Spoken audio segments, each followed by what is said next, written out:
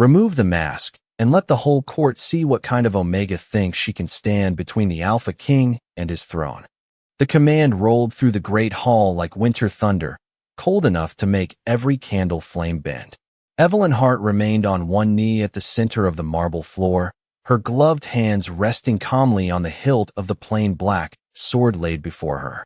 Around her, alpha nobles in tailored coats and jeweled collars watched from the crescent rows of the royal court, their smiles thin, their eyes bright with the kind of cruelty that never needed raised voices to cut deep. She was the only guard in the hall wearing a silver mask. She was also the only Omega. That alone was enough to make them hate her.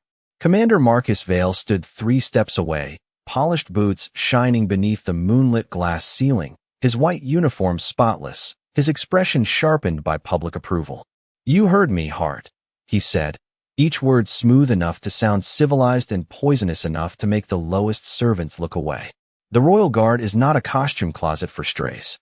Take it off." A ripple of laughter traveled through the court. Evelyn did not move. She could feel the old metal of the mask against her cheeks, cold from the draft that slipped beneath the tall black doors. She could feel every gaze searching for weakness, every alpha scent pressing down like invisible hands trying to force her smaller, quieter, lower. But she kept her breathing even. In through the nose. Hold. Out through the mouth. The same rhythm she used on patrol when the snow fell so thick over the northern wall that the torches became nothing but blurred orange stars. On the throne above them, Alpha King Adrian Blackwood did not speak. He sat beneath the carved obsidian crest of the royal wolves, one hand resting on the arm of his chair, his dark suit severe against the silver fur draped behind him. His face was unreadable, handsome in the distant, dangerous way of a storm scene from 10 miles off. Evelyn had guarded his doors for 6 months and had never once heard him waste a word. Tonight, his silence felt heavier than judgment. Beside the throne, behind a silver-lined enclosure meant to keep the court safe from panic rather than danger, lay Onyx, the Alpha King's royal wolf. The massive black wolf had not moved since dawn. Even the healers had stopped pretending they knew what to do. His golden eyes remained closed, his great body still beneath the dim glow of the moonstones. Some whispered he had been cursed. Others whispered the king's enemies had finally reached what no army could touch. Evelyn knew only one thing. While everyone else spoke of protocol, execution orders, and political consequences, no one had spoken to the wolf like he was still alive. Lady Vanessa Cross stepped forward in a gown pale as frost, her smile soft enough for portraits and sharp enough for courtrooms. "Your Majesty," she said, bowing toward Adrian without taking her eyes off Evelyn. "If an Omega hides her face in your hall, she hides more than ugliness. She hides intent." The laughter returned, quieter this time, more eager. Marcus extended one hand. "Mask. Now." Evelyn lifted her chin. The cracked silver caught the chandelier light, throwing a thin line of brightness across the scarlet carpet leading to the throne. Her voice, when it came, was low but clear. "I was assigned to this post by royal order. I have broken no law." Marcus smiled as if she had handed him exactly what he wanted. "No law? You stood within 20 feet of the king while his wolf collapsed.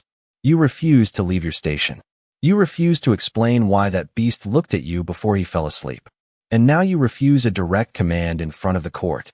He turned to the watching nobles. "Tell me, my lords, does that sound like loyalty, or does it sound like an Omega who forgot her place?" This time, the laughter was louder. Evelyn felt it strike and slide off something old inside her, something worn down but not broken. She had been called stray, burden, charity case, faceless thing. She had learned that humiliation only had teeth if you opened your chest and invited it in. So she reached up with steady fingers, unfastened the clasp behind her head, and removed the mask herself. A hush fell, then a murmur. Pale skin, gray eyes, a faint scar curving near her left temple. Like a secret the world had failed to erase. Not monstrous, not guilty, just young, tired, and far too calm for someone surrounded by people waiting to see her crumble. Vanessa's smile faltered for half a breath before returning. "How disappointing," she whispered. "She is not even interesting." Then, from beside the throne, a sound moved through the hall. Not a growl, not a warning, a breath. Deep, rough, impossible. Every head turned. Onyx had opened his eyes. The royal wolf lifted his massive head from the moonstone floor, golden gaze cutting through nobles, guards, and council members until it found Evelyn. The entire court went silent as the Alpha King leaned forward for the first time all night. The silence did not break all at once. It tightened, layer by layer, until every breath in the great hall sounded stolen. Onyx stared at Evelyn as if the rest of the court had faded into smoke. His golden eyes were dim, but not empty. There was awareness there. Pain, yes, but also recognition, a fragile spark buried beneath the heavy shadow of whatever had been done to him. Evelyn felt it like a thread pulled through her ribs. Not magic, not command, something quieter, something that begged without words. One of the royal healers stepped forward, an older man in a long white coat embroidered with silver moons. "Your Majesty," he said carefully, "the wolf should not be disturbed. His condition worsens whenever strong emotion fills the room." "Then perhaps the room should stop enjoying itself," Evelyn said. The words left her before caution could catch them. A few nobles gasped. Commander Marcus turned toward her slowly, delighted by her mistake.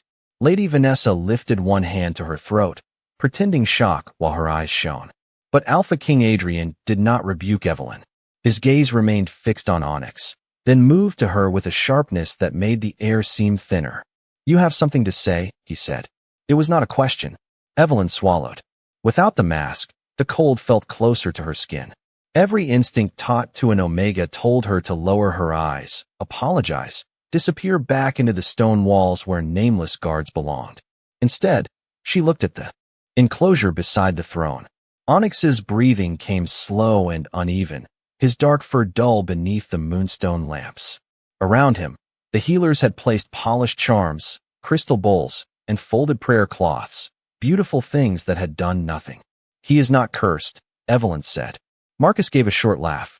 "Now the faceless guard is a healer." "No," Evelyn answered softly. "I am someone who has seen this before." That drew Adrian to his feet. The movement was quiet, but the entire court reacted as if a bell had struck under the floor.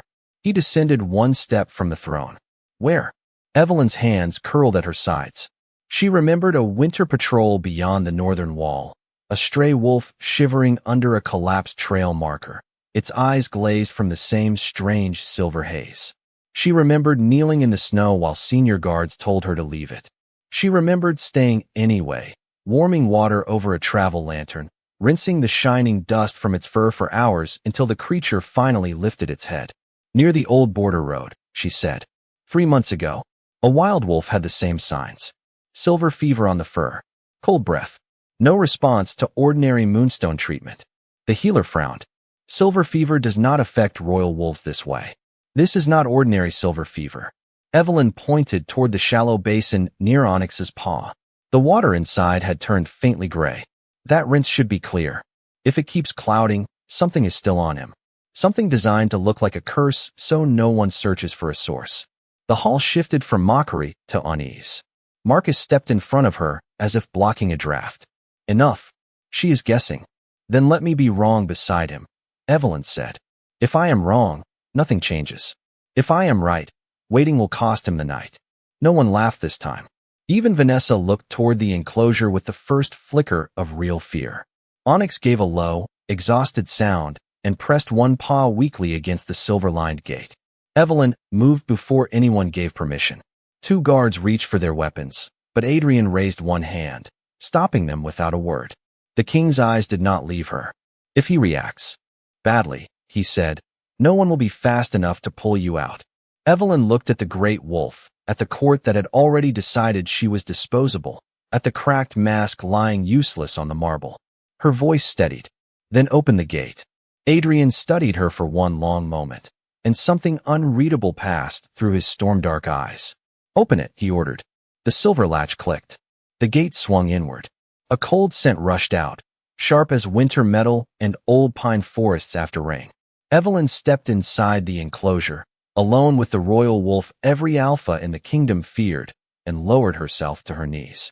Onyx's gaze followed her hand as she reached toward him, slow and empty-palmed.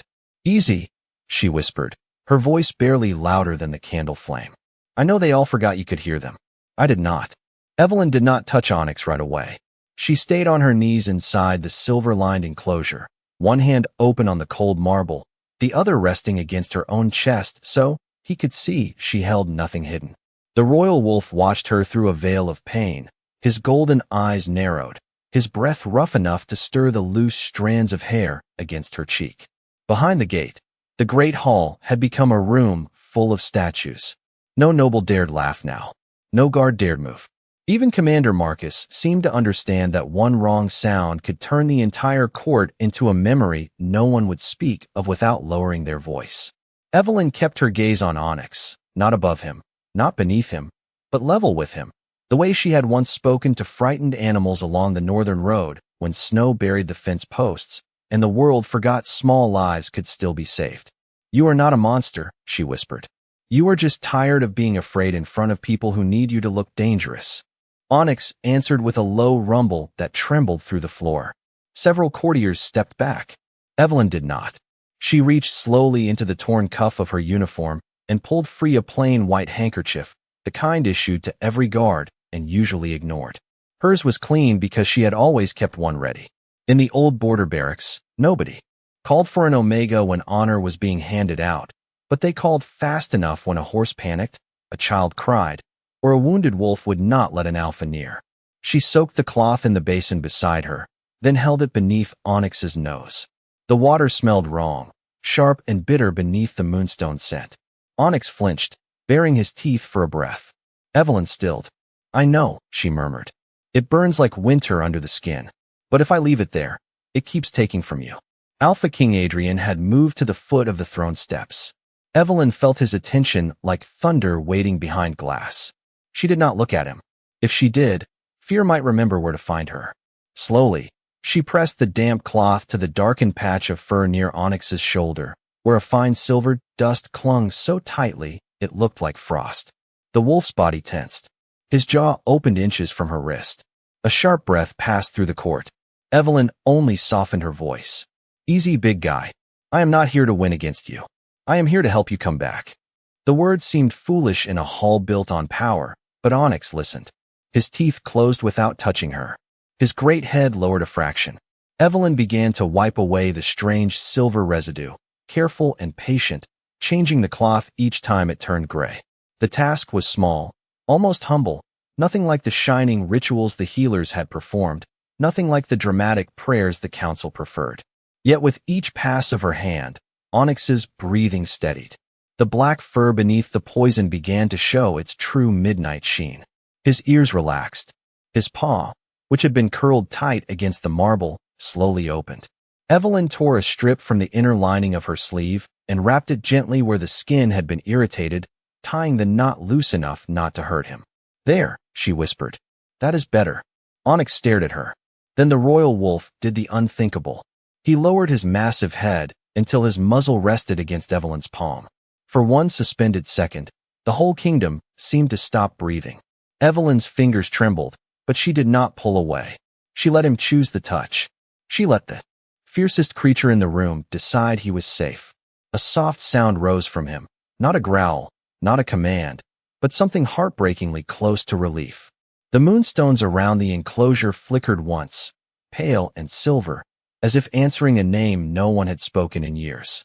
Commander Marcus went rigid. Lady Vanessa's face lost its perfect color. Adrian descended the last step from the throne, his eyes fixed not on the wolf, but on Evelyn's bare, steady hand beneath Onyx's bowed head. When he spoke, his voice was quiet enough to be terrifying. "No one outside my bloodline has ever earned that from him." Evelyn finally looked up. The mask was gone, the laughter was gone, and every hidden thing in the hall seemed to lean toward her. For 3 heartbeats, no one dared answer the Alpha King. Onyx still rested his muzzle in Evelyn's palm, his breathing steadier now, the silver haze fading from his fur like frost under morning light. The sight should have brought relief. Instead, it brought fear, because courts built on power did not know what to do when gentleness succeeded where authority had failed. Commander Marcus was the first to move. He stepped forward, face pale beneath the golden lamps, and pointed toward Evelyn as if naming a crime everyone had missed. "Forbidden influence," he said sharply. "Your Majesty," she did not heal him. She compelled him. No Omega guard should be able to calm a royal wolf, much less touch him and live. The words spread through the hall faster than any truth could have. Whispers rose from the crescent rows. Blood magic, witchcraft, treason. Evelyn heard each accusation fall around her like cold ash, but she did not release Onyx. The wolf's eyes shifted toward Marcus, his lips lifting just enough to make the commander take one careful step back. "Do not," Evelyn whispered, and the impossible happened again. Onyx listened. He settled, though his gaze remained fixed on Marcus with a terrible intelligence. Lady Vanessa crossed the marble with slow, graceful steps, her pale gown trailing behind her like snow over a grave. "This is exactly why the old laws exist," she said, voice sweet enough to sound merciful. "A creature of unknown blood stands masked in the king's hall, touches his private guardian, and bends him with words no one else understands. If she can sway the wolf, what else can she sway? The guard? The council? The throne?" Evelyn lifted her head. "I did not bend him." Vanessa smiled. "Then what did you do?" The question was delicate. The trap inside it was not. Evelyn looked at the nobles who had laughed while Onyx struggled to breathe, at the healers who had hidden failure beneath ceremony, at the guards who had waited for orders instead of mercy. Then she looked up at Adrian Blackwood. The king had come all the way down from the throne now. He stood beyond the open gate, tall and still, the weight of his alpha presence pressing over the enclosure like a storm cloud. His dark eyes moved from Onyx to Evelyn, measuring every breath she took. "Answer her," Adrian said. The command touched every bone in the room.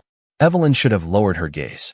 Instead, with one hand still beneath the royal wolf's head, she spoke clearly. "I helped him because everyone here was willing to watch him die, as long as the death looked legal." The great hall went silent so suddenly that the candles seemed loud. Vanessa's smile vanished. Marcus's jaw tightened. Several council members looked away. Adrian did not. Something unreadable crossed his face, not softness, not approval, but a dangerous kind of attention. "You accuse my court of cowardice," he said. "No, Your Majesty," Evelyn replied. "I accuse them of forgetting he was alive." Onyx exhaled against her palm, warm and heavy, as if the words had reached him too. Adrian stepped inside the enclosure. The guard stirred, but he raised a hand and they froze. Up close, the king carried the scent of pine, winter air, and thunder sealed behind stone. Evelyn felt the old Omega instinct pull at her spine, begging her to bow, but she remained where she was because Onyx had not moved, and she would not abandon him now to protect her pride later. Adrian crouched before her, close enough that his shadow touched the torn sleeve at her wrist. "Who are you, Evelyn Hart?" he asked quietly. The sound of her name in his voice made the scar near her temple pulse, with a memory she could not place. A woman running through snow. A silver mask pressed into small hands. A whisper swallowed by firelight. "Hide until the moon remembers you." Evelyn blinked, and the vision vanished. "I am a royal guard," she said. Marcus laughed under his breath. "She is nothing of the kind." Adrian stood. "Then the court will stop guessing." He turned toward the ancient basin beneath the statue of the moon goddess, its white stone veined with silver. "Prepare the moonstone trial." A shiver moved through the nobles. Vanessa's eyes brightened with cruel satisfaction. Marcus looked almost relieved. Evelyn slowly withdrew her hand from beneath Onyx's muzzle, but the wolf lifted his head and followed her as she rose. Adrian noticed. So did everyone else. The king's voice filled the hall, calm and final. "If she is false, the basin will reveal it. If she is not, then every person who laughed tonight will answer for why they feared an Omega more than they feared a lie." The moonstone basin was carried forward by 4 silent attendants, its pale surface glowing beneath the statue of the moon goddess like a winter pond under starlight. The great hall shifted around Evelyn as if the entire court had become a single watching creature, hungry for proof that she was exactly what they wanted her to be: small, false, forgettable.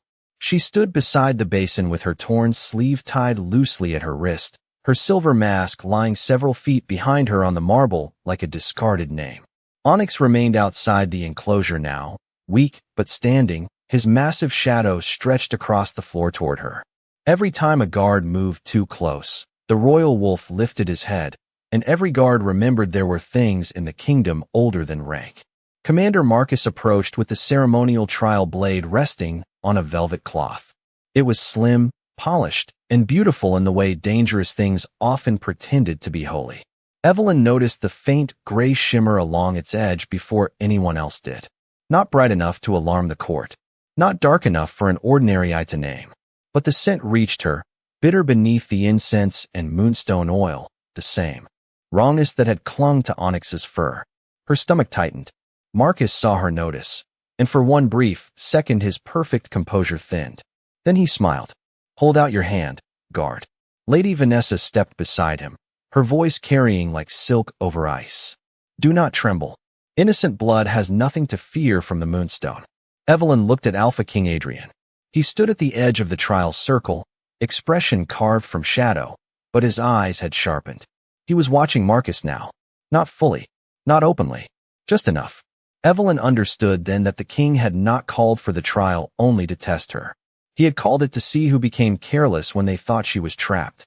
She extended her hand. Marcus took her wrist with courtly gentleness that felt colder than open hatred. The blade touched her palm.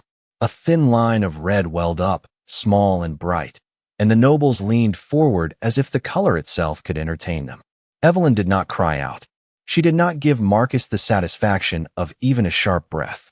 She let 3 drops fall into the basin. The water clouded instantly. Not silver, not clear, black. A low murmur rolled through the hall, rising fast into accusation. Vanessa covered her mouth as though wounded by disappointment. "Your Majesty," she whispered, "the basin has spoken." Marcus released Evelyn's wrist and turned to the court with grave satisfaction. "Forbidden blood, just as I feared." Evelyn stared at the blackening water, her pulse quieting instead of racing. The reaction was too quick, too eager. A true trial did not rush to condemn. It revealed. This basin had been poisoned before her blood ever touched it, or the blade had carried the lie directly into the water. Around her, voices sharpened. "Which blood? Imposter. Remove her." The words struck the air, but Evelyn's gaze went to Onyx. The royal wolf was staring at the blade. His ears flattened. His golden eyes narrowed with fierce recognition. Marcus moved to return the ceremonial weapon to its velvet cloth, but Onyx crossed the distance in a blur of black fur and moonlight, not attacking, not snarling, simply blocking his path with a force so sudden that the entire court recoiled. The blade slipped from Marcus's hand and struck the marble with a clear, ringing sound. Where it landed, the stone beneath it smoked faintly, leaving a gray stain shaped like a crescent. The hall froze. Adrian stepped forward. "No one moves." His voice was quiet, and that made it worse. Evelyn lowered herself beside the fallen blade, careful not to touch it. The bitter scent rose stronger now, unmistakable. "It is the same compound," she said, her voice steady enough to carry. "The same poison that was on Onyx." The chief healer hurried forward at Adrian's command and held a moonstone vial near the blade. The clear liquid inside turned gray before anyone spoke. Vanessa went utterly still. Marcus's face lost every trace of warmth. Adrian looked from the stained marble to Evelyn's marked palm, then to the basin still swirling with false darkness. "Run the trial again," he ordered. "With my blade." A sound like fear moved through the court. Evelyn lifted her eyes to the king as he drew a plain silver dagger from his own side and placed it before her, hilt first, a gesture of trust so public that no one could pretend not to see it. The moonstone basin was emptied, cleansed, and filled anew. This time, when Evelyn let a single drop fall into the water, the darkness did not come. The basin flashed white, then silver, then a brilliant moonlit blue that swept across the floor in widening rings. Above them, the statue of the moon goddess began to turn its stone face toward Evelyn. The statue did not move like stone. It moved like something ancient remembering how to breathe. Its marble face turned inch by impossible inch until its blank eyes fixed on Evelyn, and the silver blue light from the basin climbed her arm like moonlight finding a path through winter trees. The cut in her palm closed beneath that glow, leaving no mark except a thin shining line across her skin. Then the pain came. Not sharp, not loud, but deep, as if a locked door inside her bones had been opened after years of silence. Evelyn staggered, and Onyx stepped against her side before she could fall. His fur was warm now, steady, alive. The court watched in frozen disbelief as the supposed Omega Guard leaned one trembling hand into the royal wolf and tried to breathe through memories that were not supposed to exist. Snow. A child crying without sound. A woman with silver blonde hair kneeling in front of her, fastening a small mask over her face with shaking hands. The smell of pine smoke and cold iron. A voice whispering, "Evelyn, listen to me. They will call you nothing so you forget you were born from everything. Hide until the moon remembers you." Evelyn pressed her free hand to her temple. The faint scar near her hairline burned with pale light. It was not a wound, not truly. It was a seal. The silver mark beneath her wrist rose through her skin in the shape of a crescent wrapped around a crown of thorns, delicate and unmistakable. The chief healer dropped to one knee, so suddenly his coat swept the floor. His face had gone ashen. "That symbol," he breathed. "It cannot be." Alpha King Adrian crossed the trial circle in 2 strides. For the first time all night, his calm cracked. Not into panic, into recognition. His gaze locked onto the mark at Evelyn's wrist, then lifted to the scar near her temple, and something old and dangerous moved behind his eyes. "Silverheart," he said. The name struck the great hall harder than any shout. Nobles recoiled from it. Council members looked toward one another with faces emptied of color. Vanessa made a soft sound and stepped back, one gloved hand closing around the pearls at her throat. Marcus did not move at all. That was how Evelyn knew. The name meant something to him. "The Silverheart line ended 20 years ago," one councilman whispered. The Luna bloodline was erased. Adrian turned his head slowly. "No," he said, and the word carried the weight of a door closing forever. It was hidden. Evelyn looked at him, lost between the girl she thought she was and the name now burning through the hall. "I do not understand." Adrian's expression shifted, not soft, but less distant, as if he had finally found the missing piece of a grief he had carried too long to name. The Silverhearts were the only bloodline that could heal royal wolves and reveal false oaths before the Moonstone. Their last child disappeared. The night the old court fell into rebellion. His eyes moved to the broken mask on the floor. "Someone did not hide you to make you weak. Someone hid you so you would survive." Onyx lifted his head and released a low, resonant howl that rolled through the chamber like a living bell. The Moonstone lights answered, one after another, until every carved wolf along the walls glowed silver. Evelyn's knees weakened again, but this time she did not bow from shame. She bent because the truth was too large to hold standing. Adrian reached out, not touching her, offering his hand in full view of every noble who had mocked her. Before Evelyn could take it, Onyx moved. The royal wolf turned from her and faced Marcus. His golden eyes narrowed.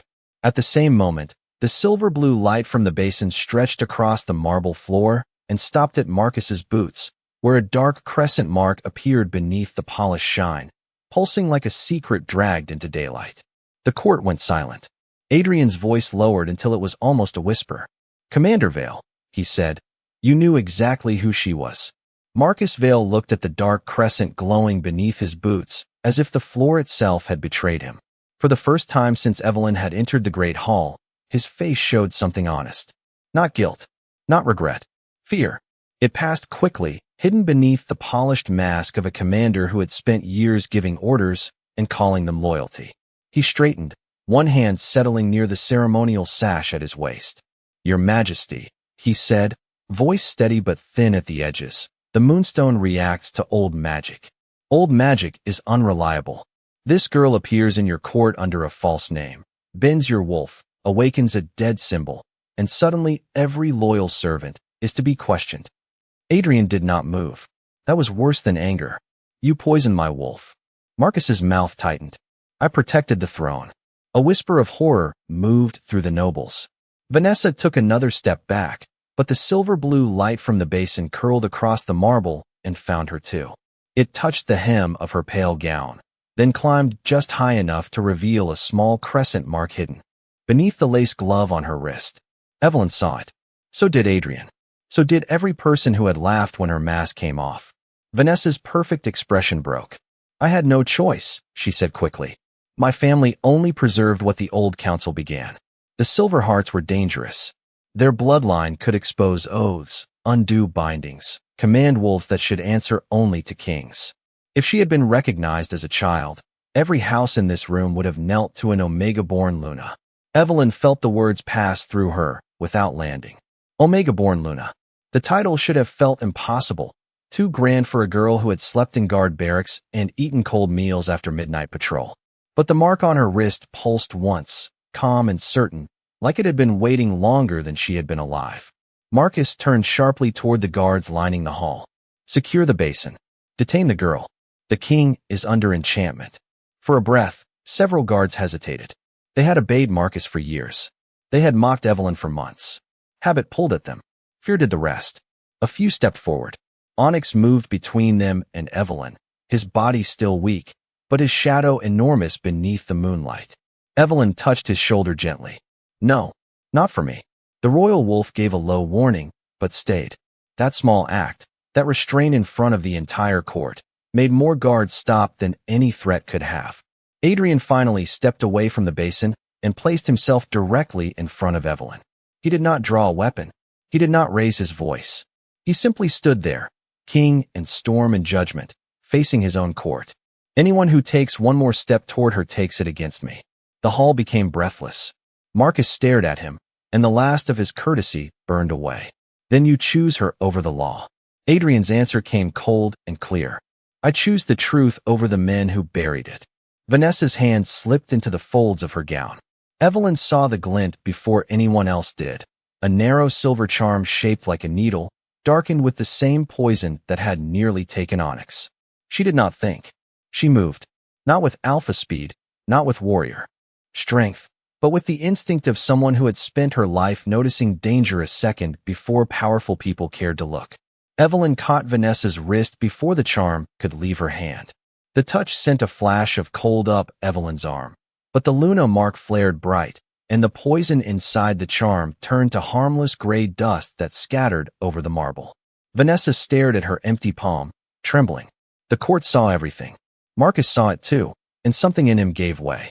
You should have stayed hidden, he whispered. Evelyn released Vanessa and stepped forward. No mask, no lowered eyes, no borrowed name to hide behind. I did stay hidden, she said. I stayed silent. I stood outside doors while people called me nothing. I let your world forget my face because someone once loved me enough to make sure I survived. The silver light gathered around her wrist, soft but undeniable. But I am done protecting the comfort of people who only feel safe when someone smaller is afraid. Onyx bowed his head beside her. One by one, the guards who had stepped forward lowered their hands. Then the chief healer sank fully to both knees.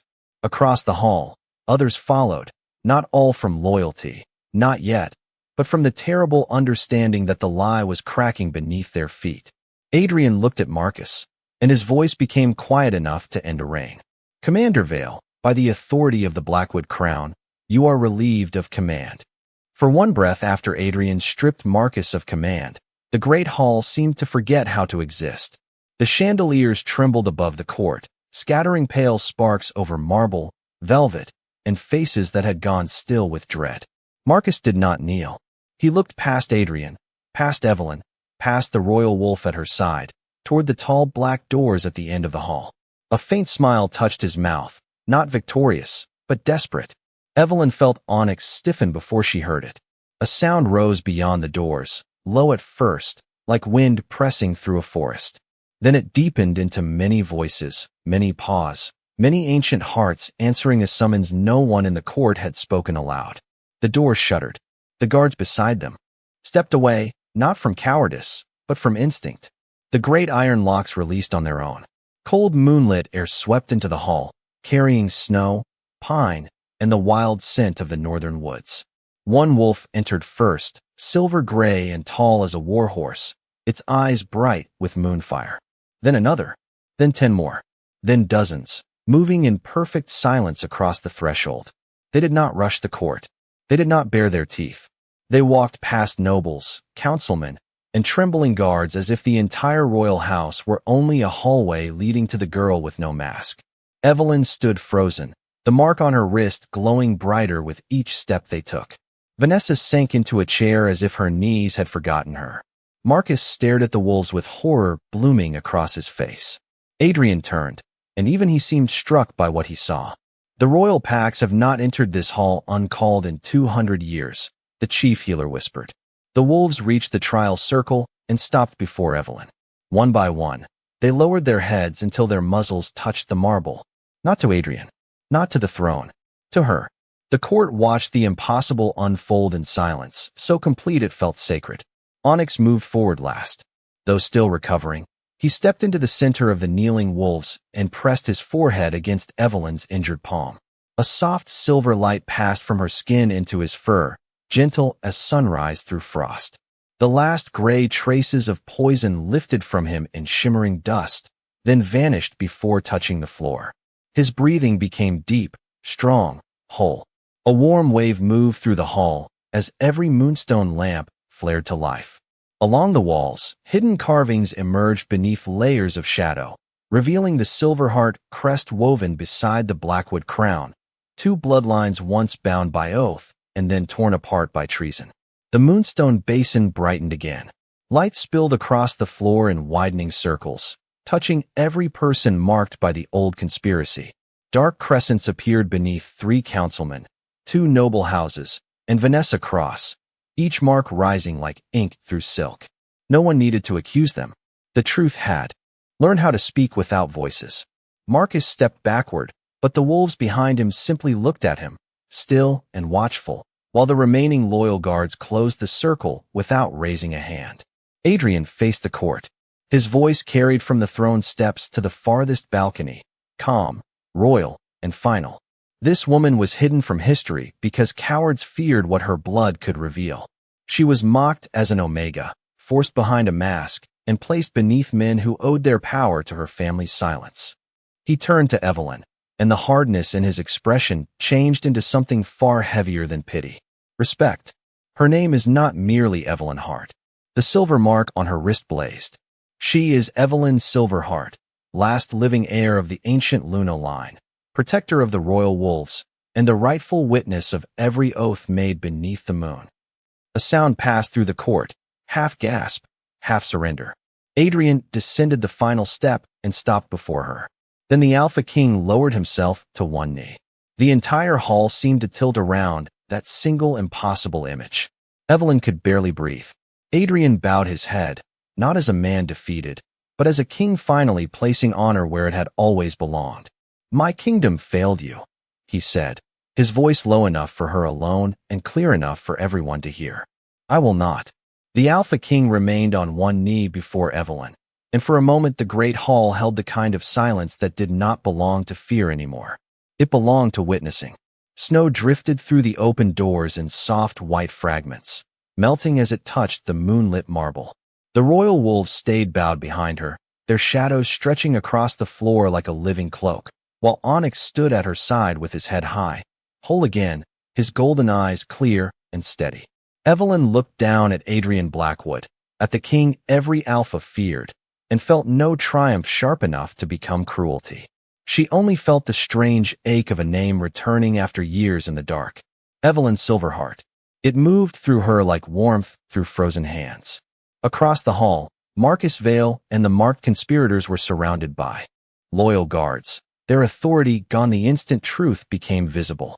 Vanessa Cross sat pale and silent among the nobles who had once admired her perfect posture, her hidden crescent mark shining through her glove no matter how tightly she tried to cover it. No one shouted. No one needed to. The moonstone had already spoken, the wolves had already chosen, and the court had already learned that a girl could be mocked as nothing while carrying the history they feared most. Adrian rose slowly, never taking his eyes from Evelyn. "By the Blackwood crown," he said, his voice carrying to every balcony. "The crimes against the Silverheart line will be judged before the full council at dawn. Until then, every person marked by the moonstone is stripped of title, guard, and voice in this court." A quiet tremor passed through the nobles.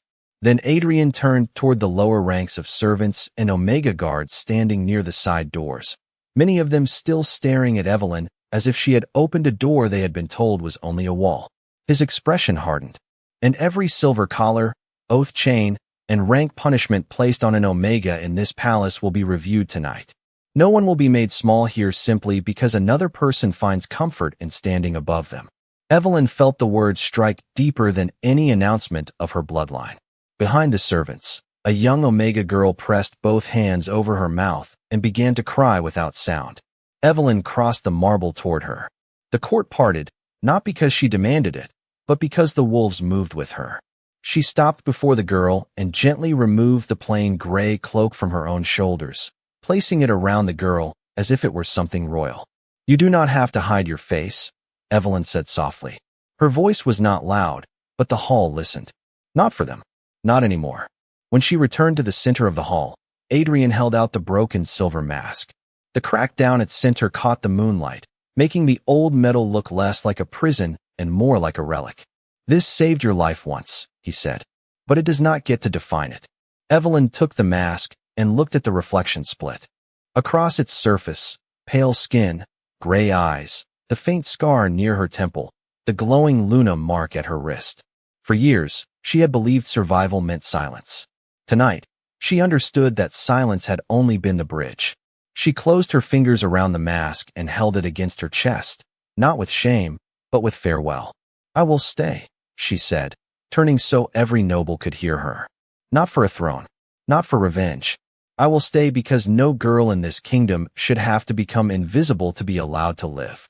Onyx gave a low, approving rumble, and the royal wolves lifted their heads as one. Adrian stepped beside Evelyn, not in front of her, not above her. Beside her. Together they faced the open doors where the storm had begun to soften. The first pale line of dawn touched the far edge of the northern mountains beyond the palace, turning the snow silver, then gold. For the first time, the great hall did not feel like a place built to crush the weak. It felt like a place waiting to be remade.